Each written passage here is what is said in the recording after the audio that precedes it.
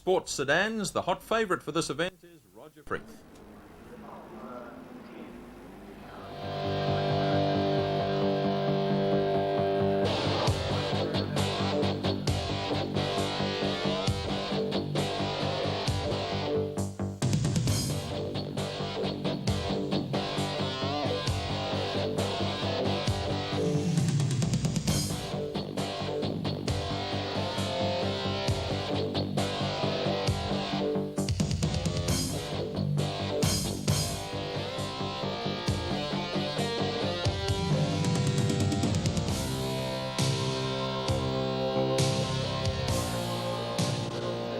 Welcome back to Pukekohe, and a beautiful day it is at the circuit here as we're waiting for a start in the sports sedans, the big bangers, the grunters, the hand grenades, whatever you like to call them. Certainly they won't please the crowd. You can spend all day at a motor race meeting and watch people sitting down and looking occasionally interested. When these fellas come out for 8 or 10 laps in a race, it's all on. The man to watch, of course, is the fellow right at the front of the field. Although there's a good variety of vehicles here. Roger Freeth is the man on the front. Jones, LG, Willis, Osborne, Lancaster. Really is an interesting lineup. Glenn Jones, the man on the outside of Freeth there. Ian LG and the Alfetta on the inside. Brett Willis, Greg Lancaster, John Osborne. Osborne had some problems yesterday. These races are all over very, very quickly indeed. Just 8 laps.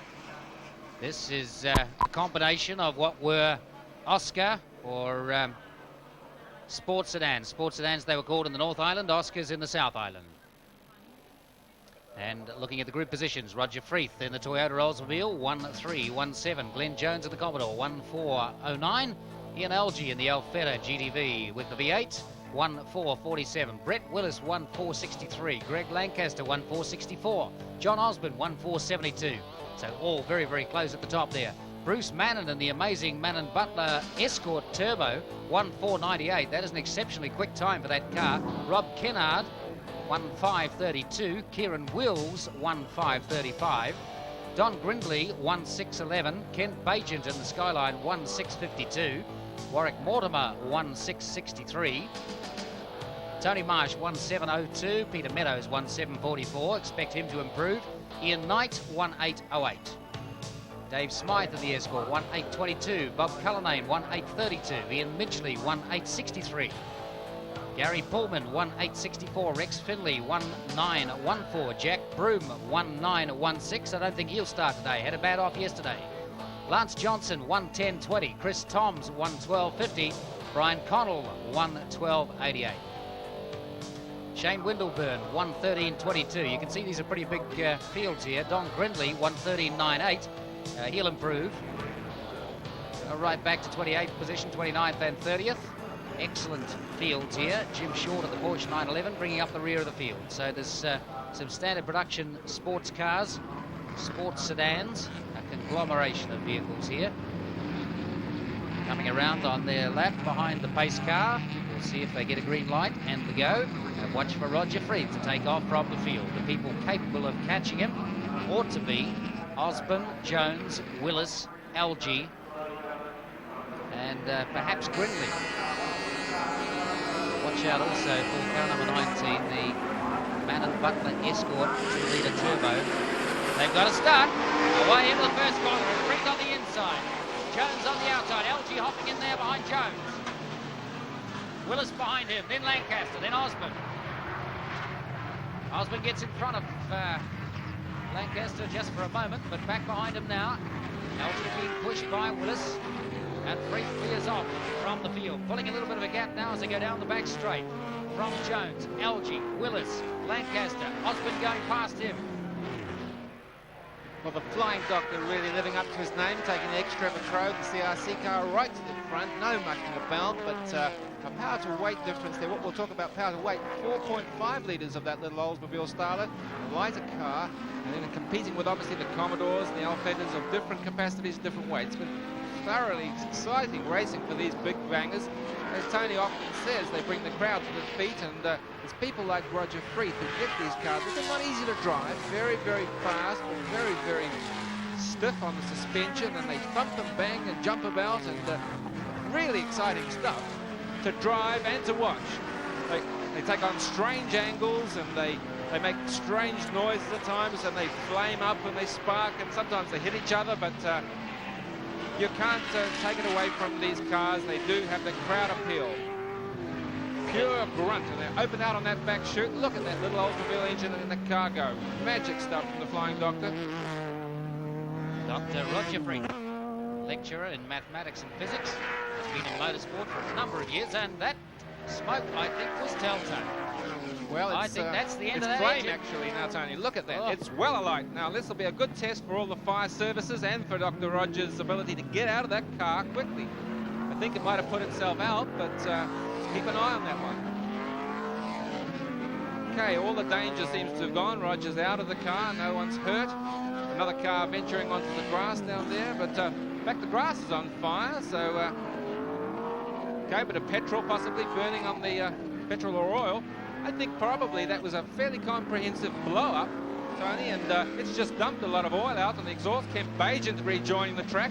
Possibly there's a whole streak of oil going into that turn now, which, well, we'll have to wait and see. That's what we often malign these cars for, being hand grenades. There's the telltale oil strip. There's the fire service ready to put out the hay fire. We'll just have another look at that again. It certainly looked, the way that puff of smoke came out, he was right towards the braking area, but it looked a lot more comprehensive than that mechanically. And if that is an engine, that's hard luck for Freethy, because he's just paid about 10 grand for a new engine for that. See, we get the smoke first, obviously, and the sheet is fairly forward. I would say that's right around the bell housing area. It's lit up on the exhaust system, and very latent flame there from the oil. Actually, it could be even fuel, Tony. Maybe just the fuel lines come disconnected. But whatever, it's the end of Roger Freeth's race, and let's hope he's able to do something before the next sports sedan race. I wonder, in fact, if Roger Freeth knew that that flame was there, because he was a little tardy at getting out of the car, and I guess it had been extinguished reasonably well before he came to a complete halt. Rob Kennard in your picture at this point. No, in fact, Glenn Jones. Glenn Jones in the Commodore. Now, Glenn's got a long history in motorsport and a long history with sports sedans. He's always liked the big grunt. There's something with a lot of power. This new series that's been put together with the Hansel's people has just drawn all these good cars out, and people have spent a lot of time building up good equipment. Good to see Glenn Jones back in a competitive car. Dr. Roger there surveying the damage.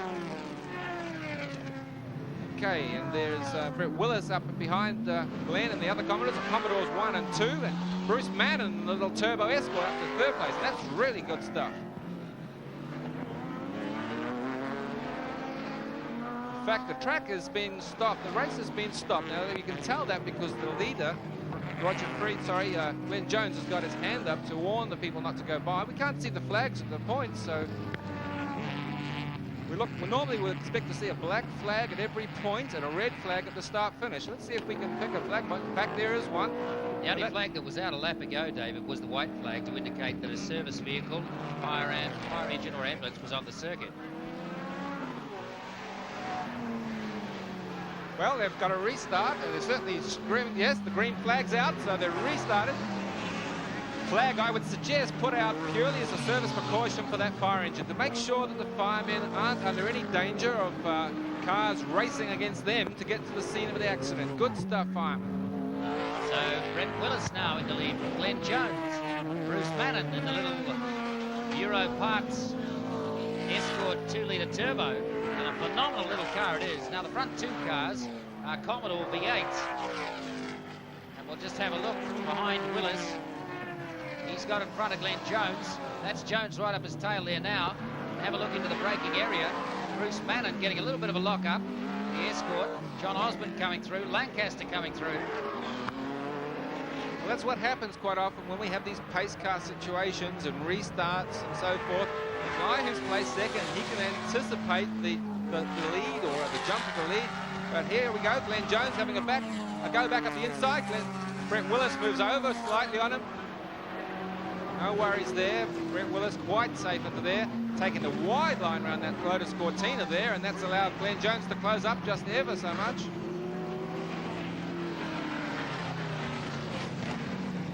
Well, this is certainly on. The two Commodores are not going to give each other much room at all here. I can see Glenn Jones is going to have a dip up the inside.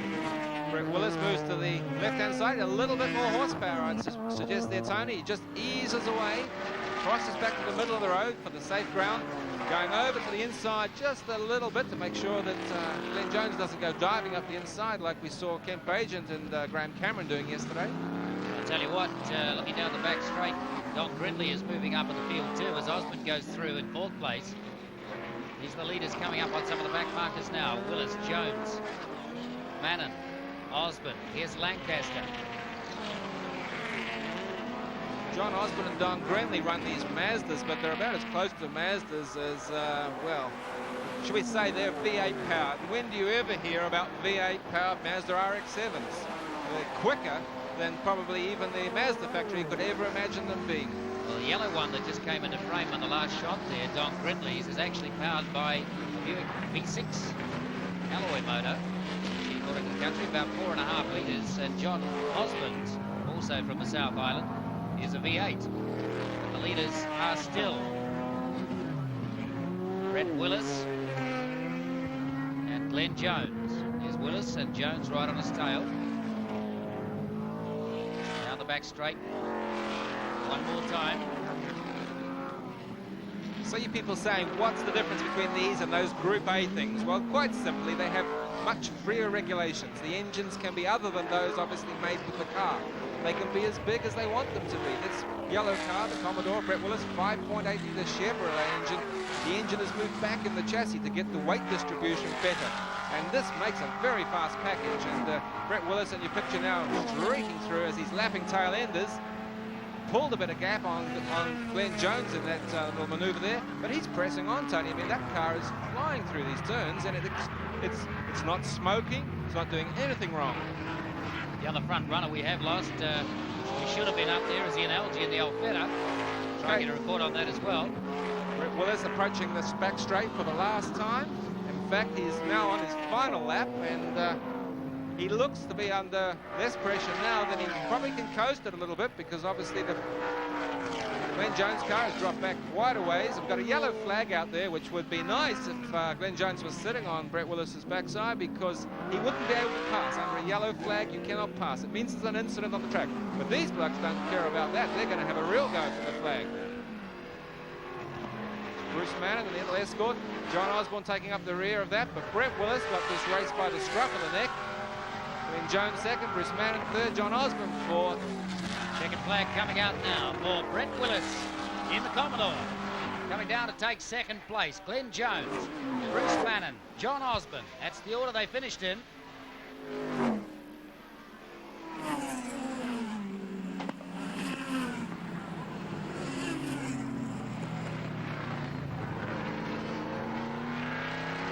There's the man who has won the incident-packed sports sedan race, and one that Roger Freeth didn't dominate. He went out certainly early on and looked like he was going to dictate the pace, but he had a massive blow and all sorts of flame.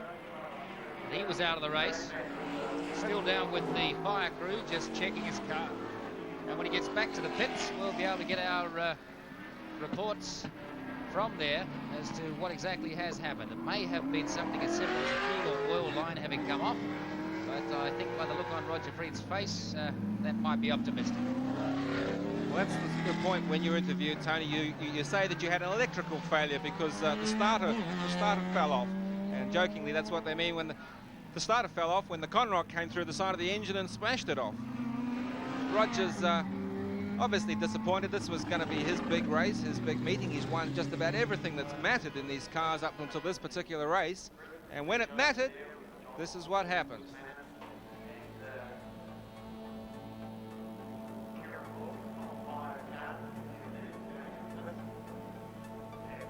Well, in drag racing, I'm sure this would be part of the show, but in sports sedans, it's not supposed to happen like this.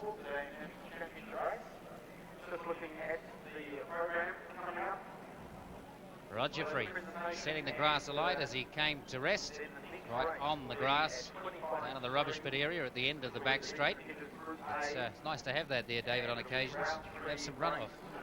Well, the other good thing is that the car and indeed Roger is fireproofed. I mean, look at the overalls he's wearing. So just to give you people an idea of the lengths we go to protect our citizens, it's flameproof overalls. He's got fire extinguishers on board that he can activate.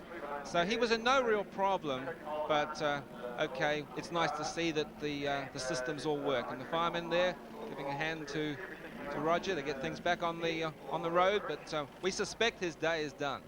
If you have a look inside this car, you'll see that Roger Freeth frequently uses a little video camera that frames up on all the gadgets and dials that he has on the dashboard, which monitor all the suspension and the steering lock and the normal gauges as well. And then he can go back and have a look at that at night, which saves him a lot of testing time. I don't think it's going to tell him too terribly much about that little incident. Somebody just crawling underneath to have a look at what the damage is. We'll get a word and report to you as soon as we can on exactly what the problem is with Roger Freeth. We hope for his sake he can get back in. The reason that we criticise these cars from time to time being hand grenades is quite simply the boys stretch every available horsepower out of them. They make them go so fast. They develop the engine so literally they're only made to last a short while, and if they're good enough to win, well, that's great. But they don't mind. They like the freedom of rules, and they like the fact that they well, they can do their own thing. We just heard from the pits that all he had was a sudden loss of oil pressure. He's not quite sure what it was that was wrong with it. Well, that would sound like the oil line, Tony, but hey, it was a lot of oil. I guess he could have blown a pressure line off.